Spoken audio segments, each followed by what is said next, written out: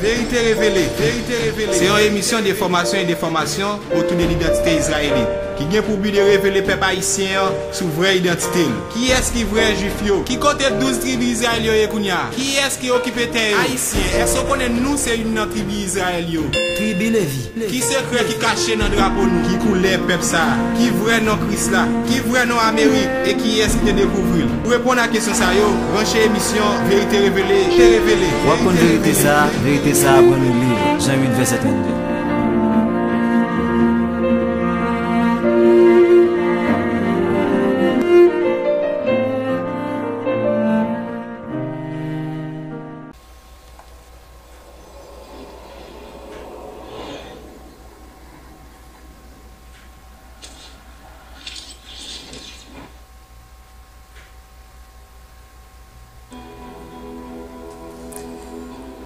Vérité révélée, bonjour, bonsoir.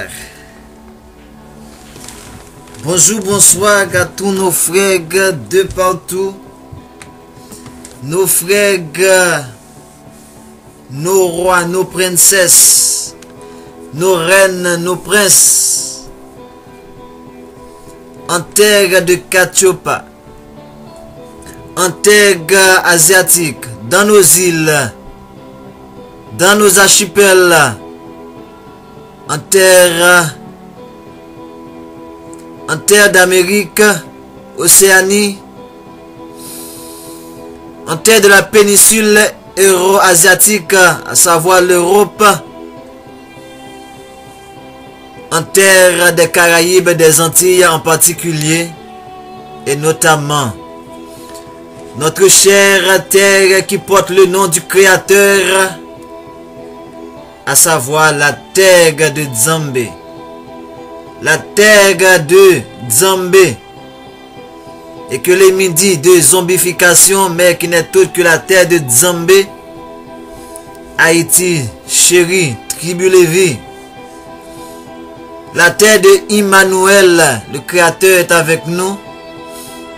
La terre qui porte le nom du Créateur, la demeure, l'habitation de Nzambé, du Créateur, peuple bantou, hébreu partout, de partout. Bonjour et bonsoir, c'est votre frère Nzabakota Katiopa. Ça fait déjà un bon bout de temps que vous m'attendez. Vous m'attendez avec de nouveaux épisodes. Mais nous avons jugé nécessaire de vous faire un rappel historique sur cette personnalité de l'histoire qui a marqué l'histoire comme nul autre ne l'a jamais fait, comme nul autre ne l'a fait, ne l'a jamais fait, comme le plus grand de tous les chefs, les dirigeants que ce monde a connu dans ce monde moderne. Je veux parler en la personne de l'empereur Jacques Ier d'Haïti, de l'Empire d'Haïti, connu pour nous les Haïtiens sous le nom de Jean-Jacques Dessalines. Nous avons jugé nécessaire de vous parler de cet homme caché par l'Occident, vu la prophétie même de cet homme qui a dit que mon nom soit en horreur à tous ceux qui veulent l'esclavage, à tous les despotes, et qu'il ne le prononce qu'en maudissant le jour qui m'a vu naître. Et c'est effectivement ce qui s'est passé. L'Occident a tout fait. A tout fait pour nous cacher ce personnage clé de cette humanité moderne. Celui qui a libéré l'humanité du joug de l'esclavage occidental, de l'homme blanc, de la barbarie, de ces néphilim. Celui-là, Jean-Jacques Dessalines, Jacques Ier, l'empereur d'Haïti, l'empereur de l'humanité, parce que c'est lui qui a libéré l'humanité de la servitude. Sous les jougs, entre les mains de ceux qui disent non à la vie, mais lui il a dit oui à la vie. Et c'est dans cette optique que, avant même de nous lancer dans une autre série de vidéos, d'enseignement qui va se focaliser beaucoup plus sur les Écritures dont nous trouvons une partie dans la Bible.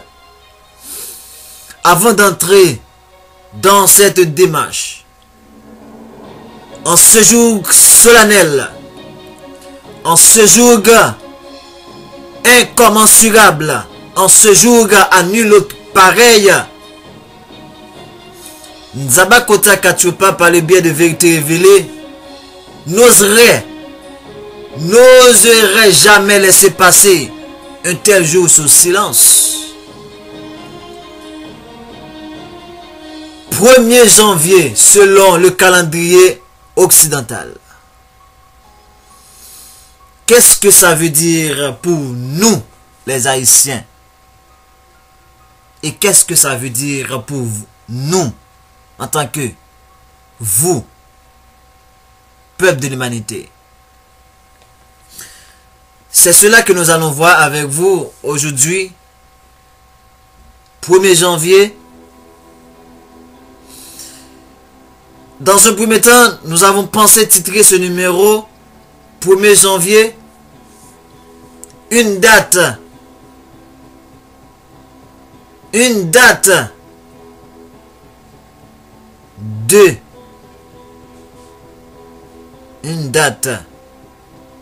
de mensonge, ou une date de tromperie, une date de usurpation. Mais nous allons faire honneur à nos ancêtres. Nous allons faire honneur à nos héros et héroïnes. Sanine Belair, Cécile Fatima, Dédé, appelée la folle, Marie-Jeanne, Marie-Claire Heureuse, et tant d'autres. La reine Marie-Louise.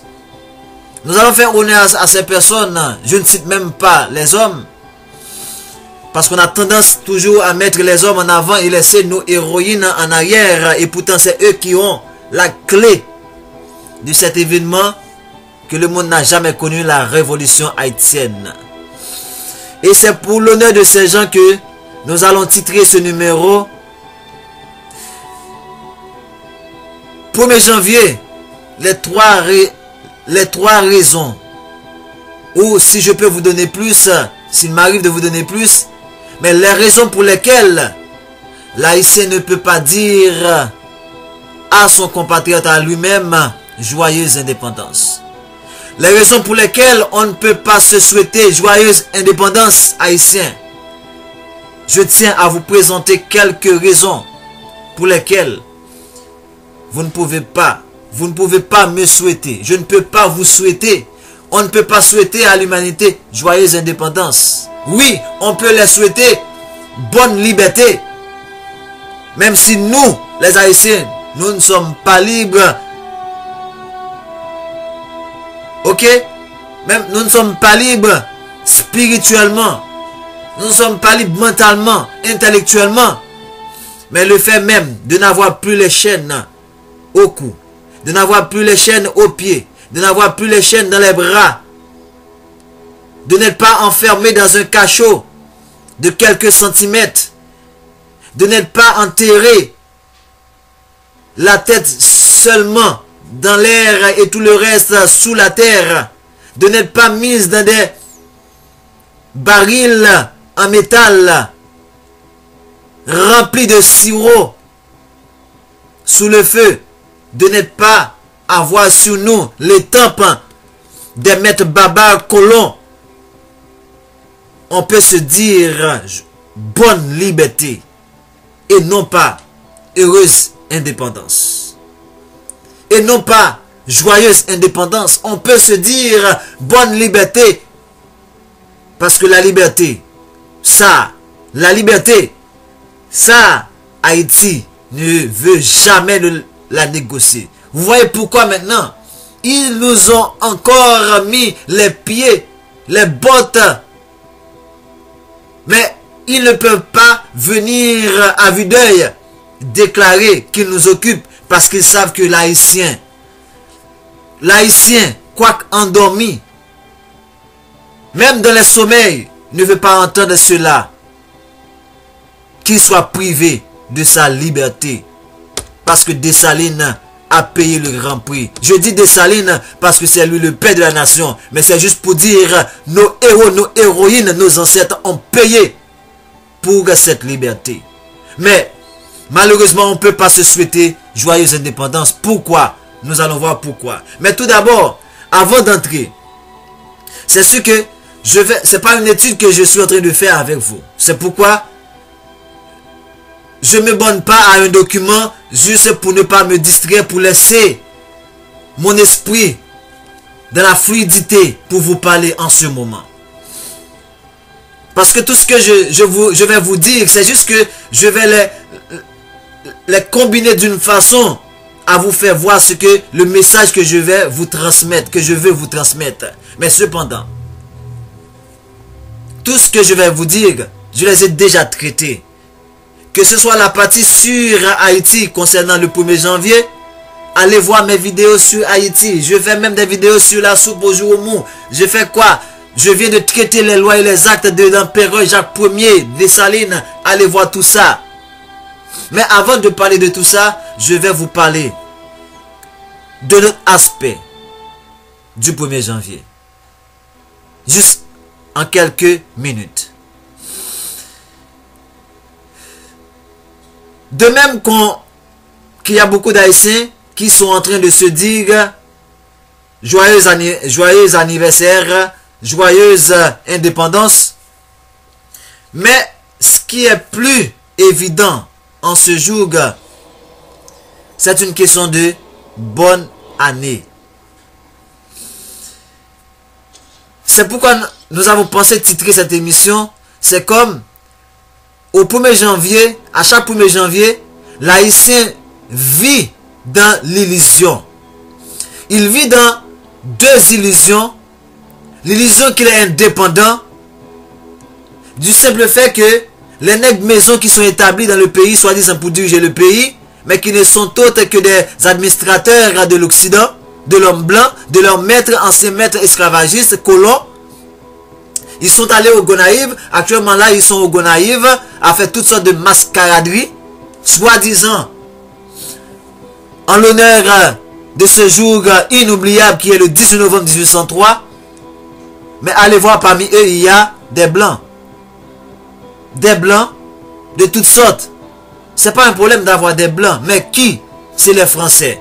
Alors que les Français sont bannis d'Haïti. Nous n'allons pas entrer dans les détails. Ça, c'est la première illusion pour vous montrer que l'Haïtien pense qu'il est indépendant. Pendant qu'ils sont en train de fêter leur indépendance, au milieu d'eux, il y a des Français. Deuxième illusion que nous voulons entamer ce numéro, c'est le fait que vous vous mettez à vous souhaiter bonne année, bonne et heureuse année, santé, prospérité, ou même de la stupidité pour dire dollarité.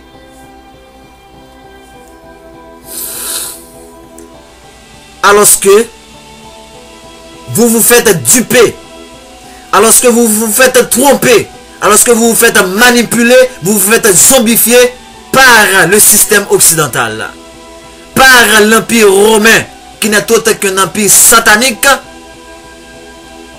qui est en train d'exécuter le projet de son père Lucifer, l'empire romain, les occidentaux, les caucasiens, les khazars, les mongols, les vikings, les celtes, l'homme européen. Ils sont en train d'adorer leur divinité. Et vous entraînez dans cette abomination. Mais vous n'avez pas la capacité de pouvoir remarquer tout ça parce que vous êtes zombifiés, vos cerveaux sont lavés, vous êtes intoxiqués spirituellement et mentalement. C'est pas moi qui l'ai dit, c'est la Bible qui est dans vos mains qui vous dit que Lucifer a changé le temps et la loi. Est-ce que vous vous posez la question quand est-ce que Lucifer a changé le temps et la loi? allez voir mes vidéos sur Vérité Révélée J et I, vous allez tout comprendre. D'autre part, il est dit que ces gens-là, les Européens qui nous ont amené la Bible, ils ont volé nos écritures en Afrique et ils ont fomenté cet ouvrage. Mais dans cet ouvrage même, il est dit que ils ont connu la vérité, mais ils ont changé cette vérité en mensonge. Je vous donne un passage du Nouveau Testament, dans Romains 1er verset 25. Ils ont connu la vérité, mais ils ont préféré le mensonge. Voilà pourquoi ils ont changé cette vérité en mensonge. Et un passage dans ce qu'il appelle l'Ancien Testament,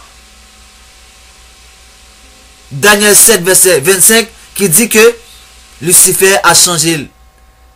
Lucifer, selon la prophétie de Daniel, en son temps, il a dit, Lucifer va changer le temps et la loi. Et c'est ce qu'il a fait avec l'Empire romain. Allez voir mes vidéos là-dessus. Vérité Révélée J. Vous allez voir tout ça à travers Vérité Révélée.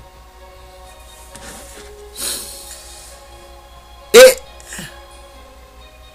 pourquoi nous vous parlons de tout ça? C'est parce qu'en souhaitant à votre frère haïtien, à votre frère bantou, ou même vous qui êtes de partout dans l'humanité, qui êtes en train de fêter le nouvel an. On est dans l'année 2018 pour l'Occident, parce que pour les Chinois, on n'est pas encore dans l'année 2018. Pour les vrais Israélites qu'on appelle dans la Bible, mais qui n'est autre que le vrai peuple hébreu bantou, on n'est pas encore dans l'année 2018. Ça veut dire que cette question de 1er janvier, c'est une faste, c'est une tromperie, c'est une manipulation occidentale pour vous faire adorer des démons sans même le savoir. Pourquoi? Je vais juste résumer pour ne pas être trop long. Juste résumer pour ne pas être trop long. Parce que l'année ne commence pas en janvier. L'année ne commence pas en janvier. Qu'est-ce qui coordonne la création? Ce sont les astres. Et les deux principaux, notamment le soleil et la lune. Dans Genèse, il est dit 2, soit verset 19 ou 17, je vais vous trouver le passage. Parce que je vous ai dit, j'ai pas de documents avec moi là, je vous parle de mon propre fond. Lorsque je dis mon propre fond, sans avoir de documentation à m'orienter, dans le sens pour ne pas trop me figer sur quelque chose, mais je me laisse parler. Dans Genèse, il est dit que le Créateur a fait les astres, surtout les grands astres luminaires, pour marquer les temps, les périodes. Ça veut dire que pour une nouvelle année, qui est le tout début, la première des périodes, le premier des temps, pour une année, cela se devait être calculé en fonction de ces deux astres principaux, notamment le soleil et la lune. Et notamment la lune. Allez voir aujourd'hui, 1er janvier selon l'Occident, quel événement lunaire qu'on a pour marquer le fait qu'on est en début d'année. Parce que selon Exode, selon Lévitique 23, Exode 12, il est dit que le peuple bantou hébreu doit commencer l'année en Abib. Ça veut dire à partir de mars. Pourquoi? Parce que c'est à ce moment-là, c'est à cette période-là, c'est à cette date-là qu'on a été tiré d'Égypte antique. Lorsqu'on était sous la servitude du roi cananéen qui envahit l'Égypte, le roi Macamaon, et non pas les Égyptiens. Voilà, c'est pour marquer quelque chose. Ça doit marquer quelque chose. Qu'est-ce que aujourd'hui, qu'est-ce que ça marque? Qu'est-ce que les astres nous ont dit par rapport à aujourd'hui pour que aujourd'hui soit le début, le plus important, le début d'une année? Vous avez votre Bible entre vos mains, allez voir par vous-même. Exode chapitre 12, Lévitique chapitre 23. Genèse chapitre 2. Ce sont ces deux astres qui doivent marquer le temps et les périodes. Pour démarrer une année, il devrait avoir une manifestation soit solaire, soit lunaire. Réveillez-vous, peuple bantou hébreu. Le temps d'ignorance est terminé. Eh bien, 1er janvier pour l'Occident, ça représente leur Dieu à deux faces. Ça veut dire, on est sorti d'une saison, d'une période à une autre saison ou une autre période. C'est ça, le Dieu Janus de l'Occident, d'où dérive le mot January, janvier. Janus, January, janvier. Janvier vient du Dieu romain Janus, January.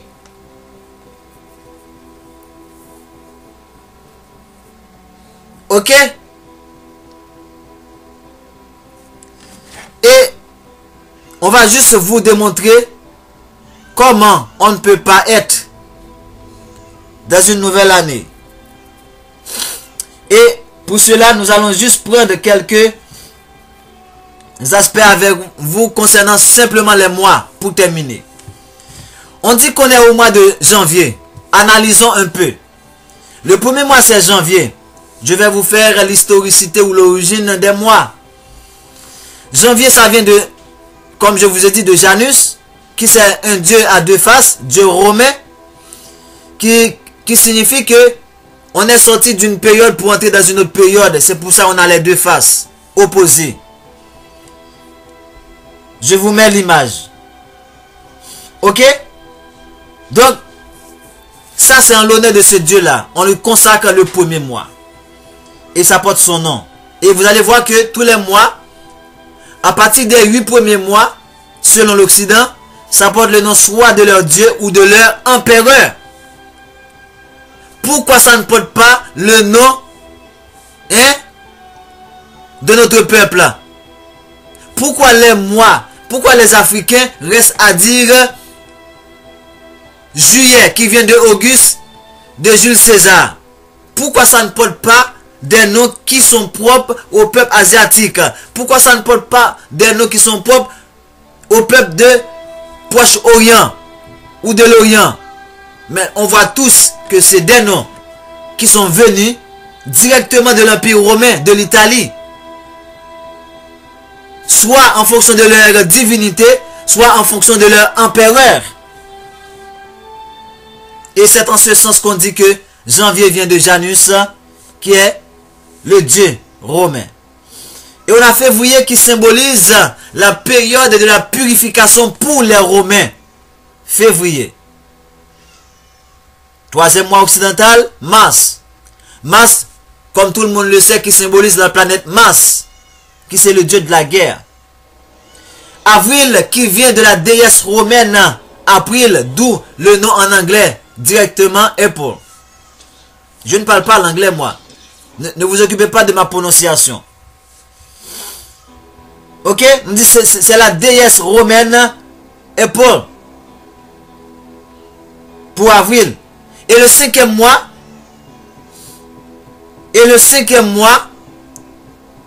c'est donc le mois de mai. Le mois de mai qui porte le nom de la déesse Maya. Et c'est ce que les Mayas appellent Maya. Les peuples aztèques appellent Maya. Ok? Maintenant, sixième mois, c'est le mois de juin, qui porte le nom de la déesse de la prospérité de l'argent, qui c'est Junon, qui c'est la femme de Jupiter.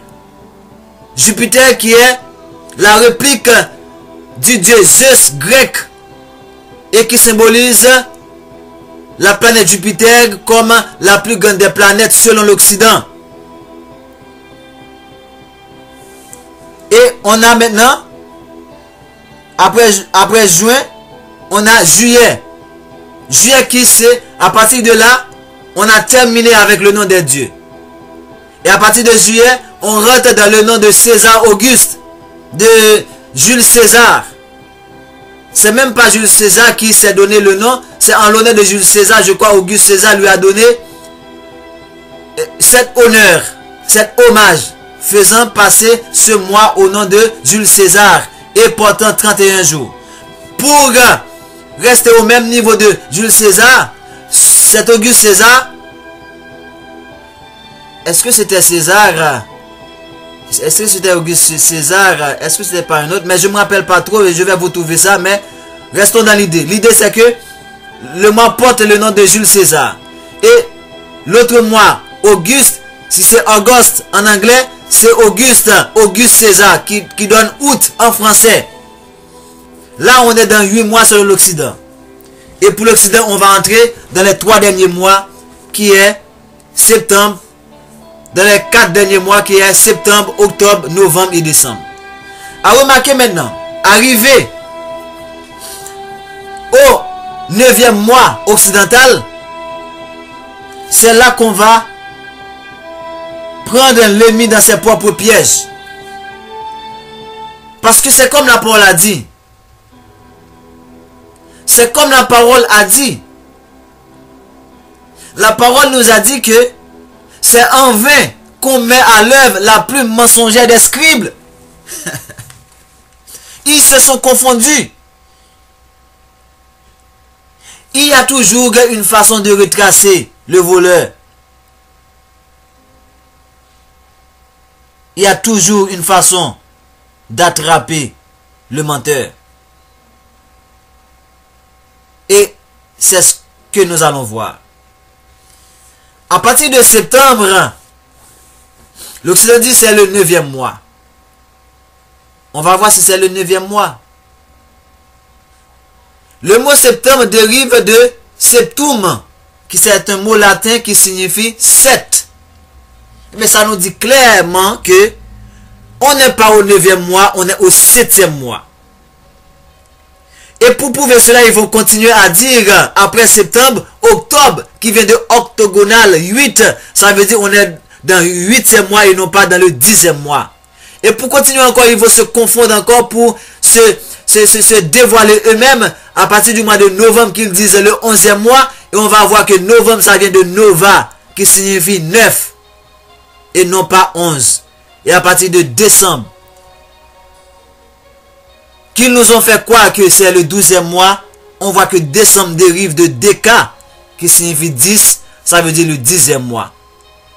Qu'est-ce que ça implique? Ça implique que l'année commence à partir du mois de mars et finit au mois de février.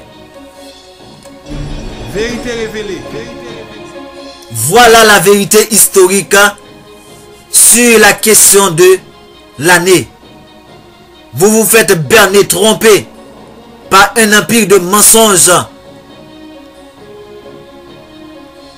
qui a en lui les racines, les gènes de Lucifer lui-même. C'est pour ça, dans Apocalypse 2, verset 9, 3, verset 9, il est dit, ceux qui se disent juifs, qui ne le sont pas, mais qui sont une synagogue de Satan, mais c'est bien eux, l'Occident. Et c'est cette vérité historique. Nous voulons rétablir pour vous. Donc, à vous maintenant de voir. À vous maintenant d'en juger. À vous maintenant de choisir d'ailleurs. Pas d'en juger. Votre jugement ne va vous servir à rien. Parce que tout est écrit. Tout est écrit. C'est pas ce que vous pensez et la façon dont on va vous considérer les choses. Oui, c'était comme ça, on va s'adapter, ça ne change rien, ça ne sauve pas. Ça ne change rien, pourquoi eux ils l'ont fait? Ça ne sauve pas, pourquoi eux ils l'ont fait? Pourquoi ne l'ont-ils pas laissé comme ça a été au début? Le calendrier romain de départ était un calendrier à 10 mois. Ils ont ajouté le mois de janvier à l'honneur de leur Dieu. Et le mois de purification qui est le mois de février. Mais tout ça c'est en fonction de Rome.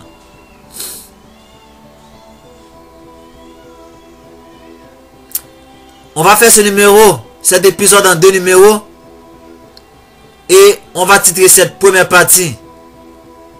Pourquoi